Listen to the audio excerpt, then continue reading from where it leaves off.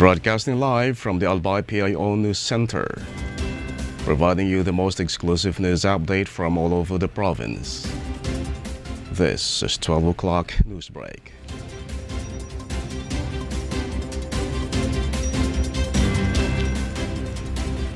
In the local scene, state volcanologists see no reason to increase the Moyon's alert level from 2 to 3 as the volcano acted up again and spewed ash on Sunday afternoon. FIVOX clarified that the phreatic eruption only lasted 169 seconds and not 4 minutes and 9 seconds as earlier reported. FIVOX said it has not received reports of ash fall from any barangay surrounding the volcano. Philippine Institute of Volcanology and Seismology FIVOX Director Teresito Bacolcol said alert level 2 remains in effect over Moyon as no volcanic earthquake aided a high sulfur dioxide emission.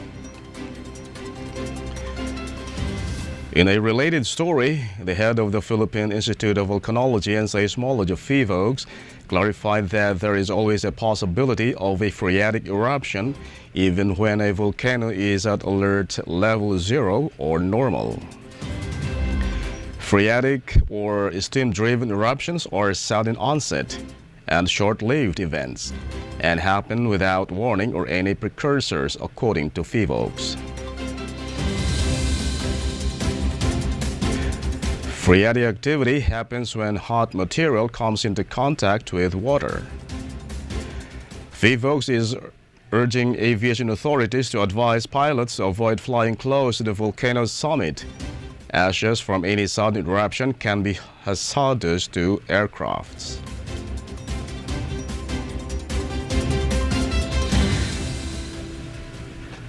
In other news, barangays Cararayan, Bariis, and Lourdes received medical assistance from Albay PIO Renewables Incorporated, or APRI, amounting to 848,235 pesos in response to the identified needs of the local government.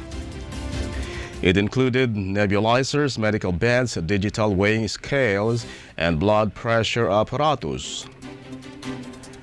At least 5,000 residents from the 3 barangays will benefit from the set of medicines and medical equipment given to their health centers.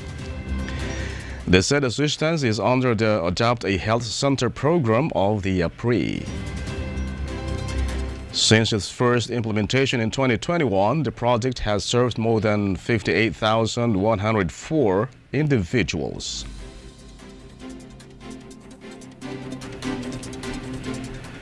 In the national scene, Senator Rizal Tiveros on Tuesday said she wants the Senate to investigate recent major cyber attempts on the Philippine agencies that have been traced to IP addresses of China, a state-of telecommunications companies.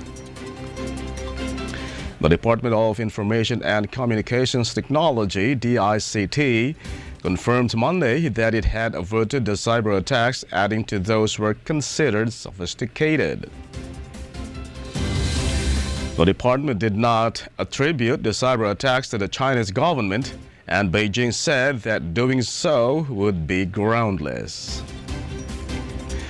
According to the DICT, cyber criminals targeted websites of the Philippine Coast Guard, the Office of the Cabinet Secretary, the Department of Justice, the National Coast Watch System, and the House of Representatives, including the DICT's domain.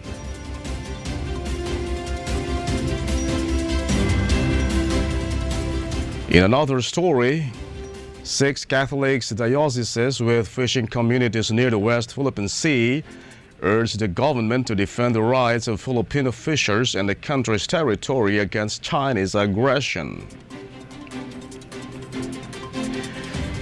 In a joint pastoral exhortation led by Lingayen Dagupan Archbishop Socrates Villegas, former president of the Catholic Bishops' Conference of the Philippines, the bishops criticized Beijing's incursion into the Philippine waters and alleged bullying that brought maritime destruction and forced fishers to risk their lives to get a catch.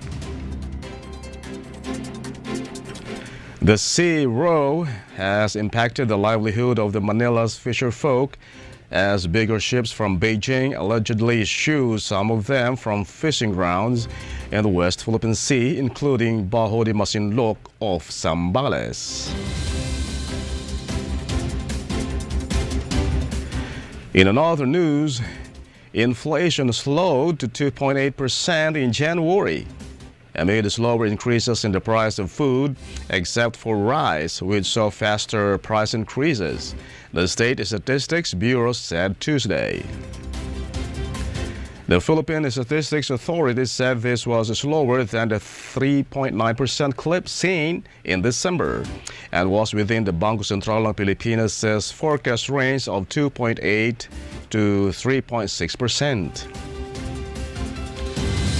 Because of the faster increases in the prices of rice, inflation for the poorest 30% of the population was higher at 3.6%. Core inflation, which strips out volatile food and energy items, meanwhile slowed to 3.8% in January from 4.4% in December 2023.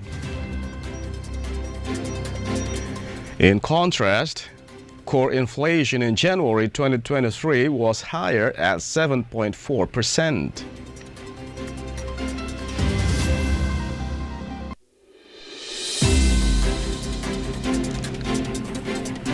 And in the news outside the country, U.S. President Joe Biden's administration said on Monday he would veto a standalone bill backed by the House of Representatives Republicans that would provide aid to Israel, as the White House pushes for the broader measure providing assistance to Ukraine and Israel and providing new funds for border security.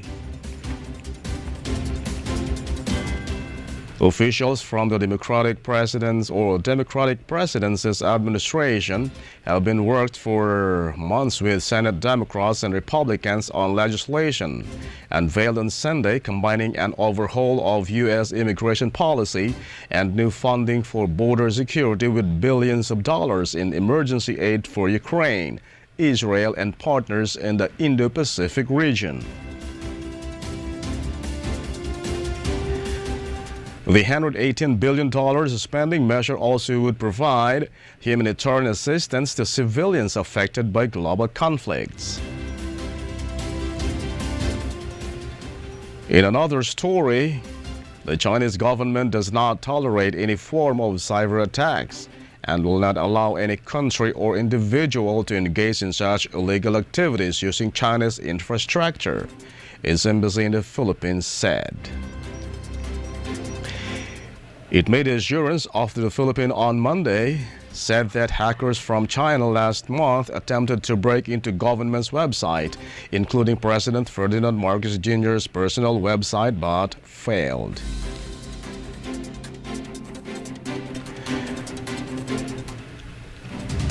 Metro Manila did not say the hackers were linked to any state, but said they were found to be using the services of China's state-owned company, Unicom.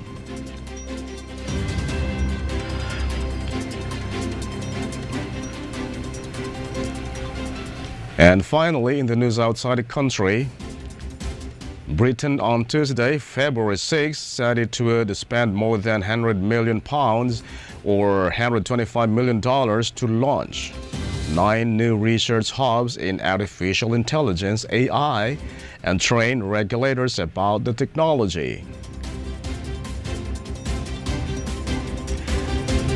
Nearly £90 million would be going towards hubs, which will focus on using AI in areas including healthcare, chemistry, and mathematics, and a partnership with the United States in responsible AI, the government said.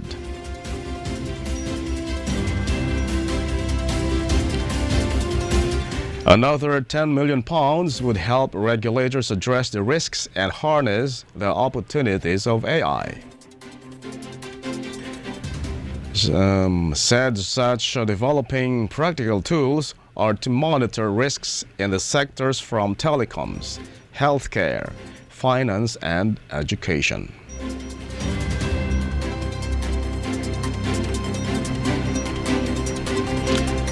And that's all for the 12 o'clock news break, February 7, 2024.